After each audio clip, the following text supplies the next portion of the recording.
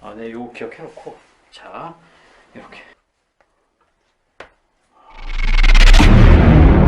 Dari film berjudul Delicious You Pass yang dilepas ke pasaran Korea serta dunia di tahun 2020.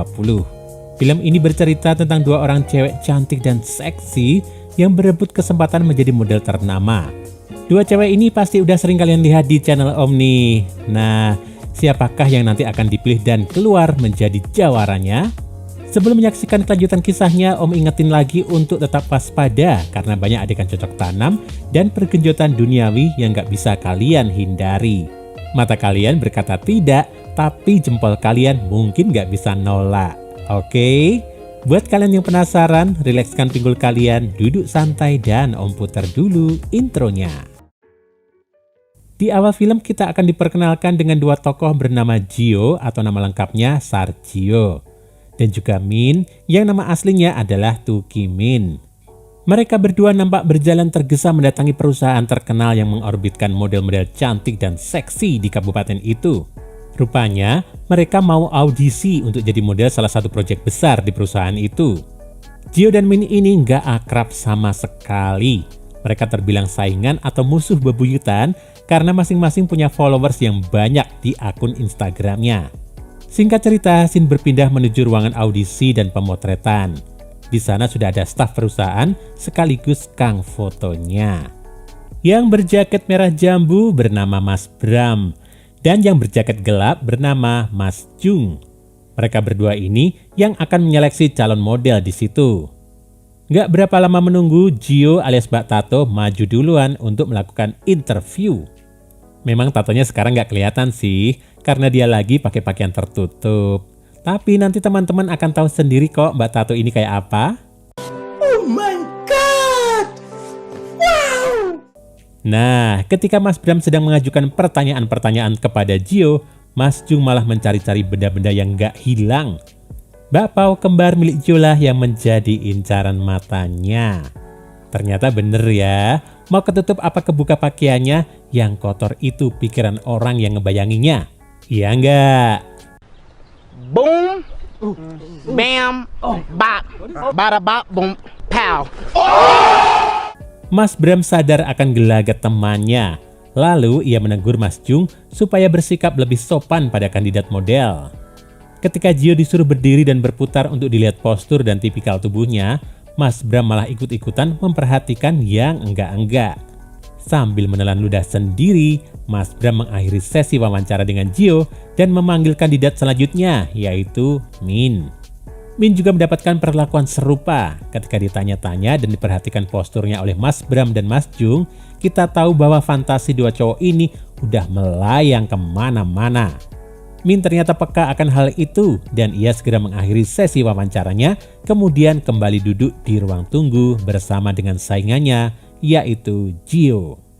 Mereka berdua menunggu keputusan dari Mas Jung dan Mas Bram, dan gak lama kemudian Mas Bram mengatakan bahwa mereka lolos seleksi dan menuju tahap tes foto. Tes foto ini mengharuskan Jio dan Min untuk menginap di kantor. Singkat cerita, Mas Bram dan Mas Jung istirahat makan siang. Capek juga ya kan interview sampai pindah-pindah gunung? Maksudnya mereka udah pindah-pindah kabupaten di beberapa daerah pegunungan untuk sampai ke kantor itu demi mendapatkan model cewek lokal terbaik. Gitu loh. Malam harinya, Mas Jung dan Mas Bram memberikan tutor privat pada masing-masing calon model. Mas Bram menuju kamar Jio dan melakukan sesi sharing dan curhat bersama dengan Jio. Nah, ketika Jio diajari gerakan model untuk persiapan tes besok, mereka berdua kebablasan dan akhirnya melakukan cocok tanam dan pergenjotan duniawi di situ juga. Di kamar lain, Mas Jung yang melakukan sesi sharing dengan Min, ya tanpa basa-basi lagi, setelah mumet dengan teori-teori dan arahan, mereka berdua langsung kolaborasi, rudal dan serapi lempit. Keesokan paginya, Mas Jung dan Mas Bram melakukan diskusi dan evaluasi terhadap performa Min dan Jio. Mereka berdua berdebat dan menyusun rencana terbaik. Siapa dari Min dan Jio yang akan dipilih menjadi model utama perusahaan mereka. Gak lama kemudian setelah menyusun ini dan itu, mas-mas laknat ini lalu mendatangi Min dan Jio. Di ruangan tunggu, Min dan Jio nampak saling panas memanasi. bersaing secara sengit. Dan setelah dipisahkan, Mas-Mas Laknat tadi menjelaskan bahwa hasil tes kemarin gak cukup sehingga harus diuji lagi. Ujiannya adalah siapa dari mereka berdua yang mampu menjadi yang paling cepat dalam mengganti oli samping mas-mas ini. Halah, ini dua mas-mas Laknat ini idenya ada-ada aja. Segala pakai ujian-ujian. Bilang aja emang mereka itu adalah serabi lempit mania, ya kan? Bangsat kau. Min dan Gio sebenarnya merasa curiga. Tapi demi keterima jadi model, akhirnya tes aneh itu dilakukan juga. Dan nampak Mas Bram dan Mas Jung diganti oli rudalnya di atas meja. Dari tes itu nampak Min kalah dengan Gio.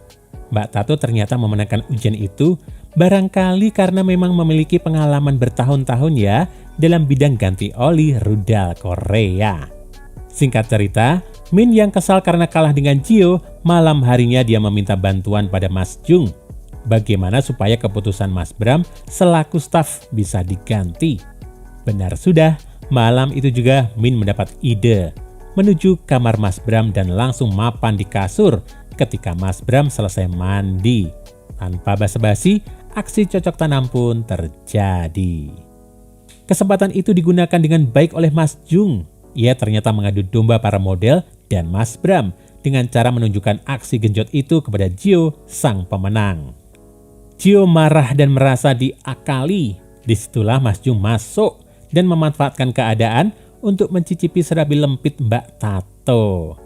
Akhirnya mereka berdua melakukan pergenjotan duniawi. Keesokan paginya setelah proses berpikir yang rumit dan panjang, kedua mas-mas Laknat yang berperan sebagai staf itu lalu memanggil Min dan Gio untuk pengumuman akhir. Ketika hendak menyampaikan hasil tes dan keputusan perusahaan, datang seorang cewek cantik dan seksi lainnya dari balik pintu. Dia adalah Yuri. Yuri menanyakan pada mas-mas Laknat itu apakah masih bisa tes karena dia baru sampai dari kabupaten gunung sebelah. Dengan kompak, mas-mas Laknat mengatakan bahwa Yuri masih bisa tes untuk pencarian model itu. Aduh, katanya pengumuman. Dasar mas-mas Laknat, otaknya serabi lempit aja nih. Gio dan Min ditinggalkan begitu saja, lalu Yuri langsung masuk ke kamar, lalu dites dengan sistem lengkap terpadu oleh kedua mas-mas Laknat ini. Dan film pun berakhir.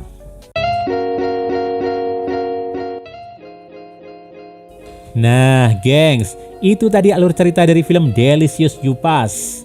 Gimana? Punya gambaran jelas lah ya tentang aksi Mbak Tato dan kawan-kawan di film ini? Om Bigos melihat dinamika orang-orang ini sebagai gambaran kerasnya dunia. Ya, tentu nggak semua gitu loh ya.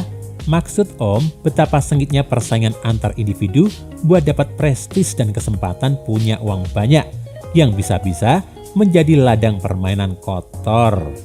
Ada yang harus sampai memberi yang nggak harus diberi. Ada yang sampai memperalat orang lain.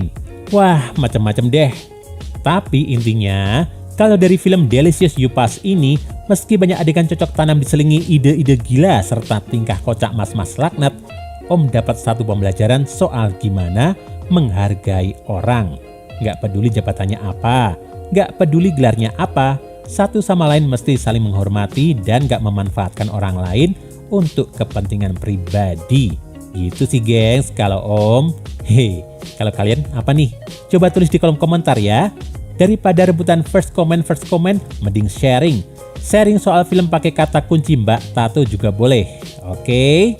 Nah, itu tadi gengs alur film untuk hari ini. Bagi kalian yang ingin request film, silahkan tulis di kolom komentar ya. Jangan lupa klik subscribe dan nyalain lonceng notifikasimu untuk menikmati alur cerita film menarik lainnya. Sampai ketemu lagi di video selanjutnya.